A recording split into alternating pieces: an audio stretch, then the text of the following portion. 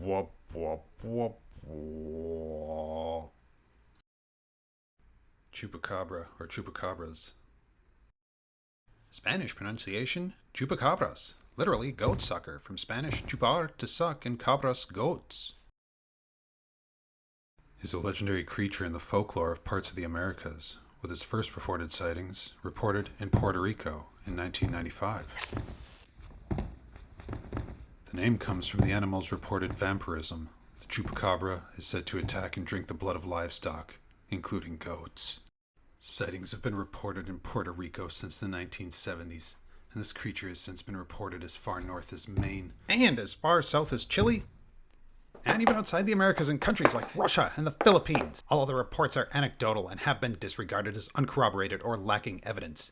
Sightings in northern Mexico and southern United States have been verified as canids afflicted by mange. According to biologists, the wildlife management officials, the chupacabra is an urban legend.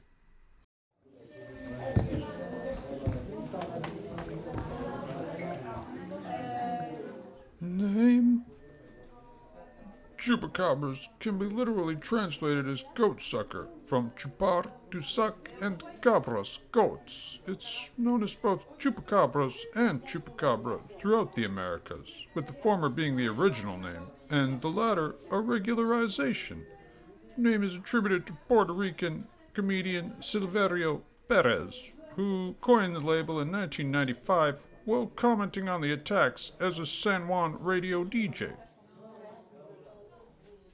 In 1975, a series of livestock killings in the small town of Moca were attributed to El Vampiro de Moca. Initially, it was suspected that the killings were committed by a satanic cult. Later, more killings were reported around the island, and many farms reported loss of animal life. Each of the animals was reported to have had its body bled dry through a series of small circular incisions. The first reported attack, eventually attributed to the actual chupacabras, occurred in March 1995. 8 sheep were discovered dead in Puerto Rico, each with 3 puncture wounds in the chest area and reportedly completely drained of blood. A few months later, in August, an eyewitness reported seeing the creature in the Puerto Rican town of Canavanas, where as many as 150 farm animals and pets were reportedly killed.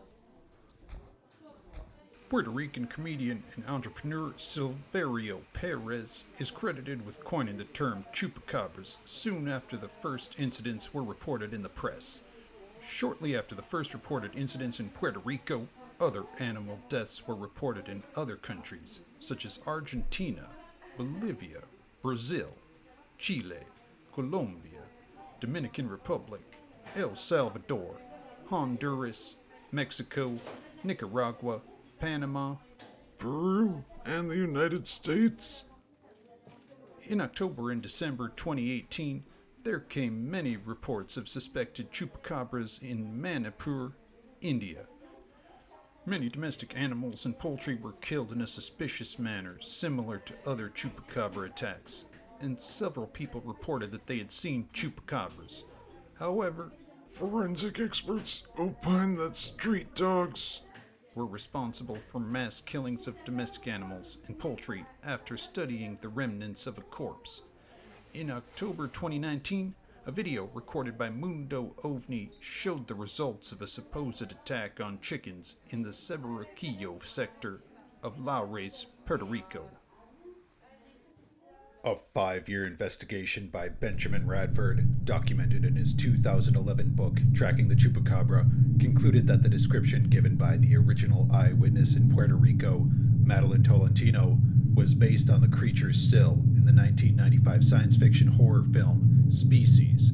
The alien creature's sill is nearly identical to Tolentino's Chupacabra eyewitness account, and she had seen the movie before her report. It was a creature that looked like the chupacabra, with spines on its back and all. The resemblance to the chupacabra was really impressive, Tolentino reported. Radford revealed that Tolentino believed that the creatures and events she saw in Species were happening in reality in Puerto Rico at the time, and therefore concludes that the most important chupacabra description cannot be trusted. This, Radford believes, seriously undermines the credibility of the Chupacabra as a real animal. In addition, the reports of bloodsucking by the Chupacabra were never confirmed by a necropsy, the only way to conclude that the animal was drained of blood. Dr. David Morales, a Puerto Rican veterinarian with the Department of Agriculture, analyzed 300 reported victims of the Chupacabra and found that they had not been bled dry.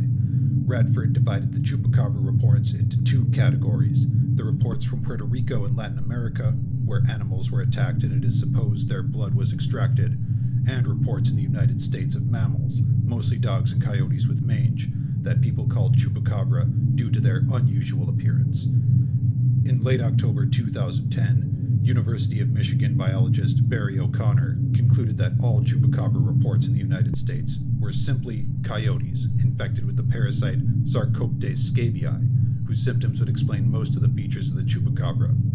They would be left with little fur, thickened skin, and a rank odor. O'Connor theorized that the attacks on goats occurred because these animals are greatly weakened, so they're going to have a hard time hunting, so they may be forced to do attacking livestock because it's easier than running down a rabbit or a deer. Although several witnesses came to the conclusion that the attacks could not be the work of dogs or coyotes because they had not eaten the victim, this conclusion is incorrect. Both dogs and coyotes can kill and not consume the prey, either because they are inexperienced or due to injury or difficulty in killing the prey. The prey can survive the attack and die afterward from internal bleeding or circulatory shock.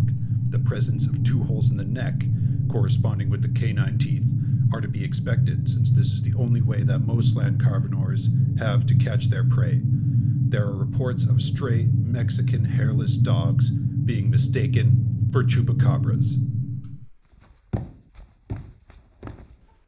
The most common description of the chupacabra is that of a reptile-like creature said to have leathery or scaly greenish-gray skin and sharp spines or quills running down its back.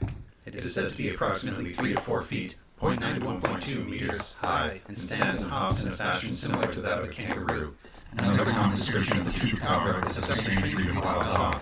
This form is mostly hairless and has a pronounced spinal ridge, unusually pronounced eye sockets, fangs, and claws.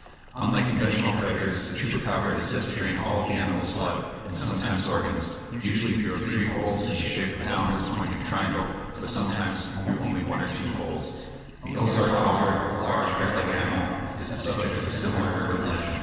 The Puchins of Chile also share similarities in their supposed habits, but instead of being dog-like, they are described as doing snakes. This legend may have originated from the vampire bat, an animal endemic to the region. In the Philippines, another legendary creature called Signet shares many of the chupacabra's descriptions. Crunch traces this legend in New Orleans that gets its name from a double lane called Crunch Road between the Mississippi River and the Gulf of Mexico. The road is said to be inhabited by creatures called crunches, similar in appearance to the chupacabra.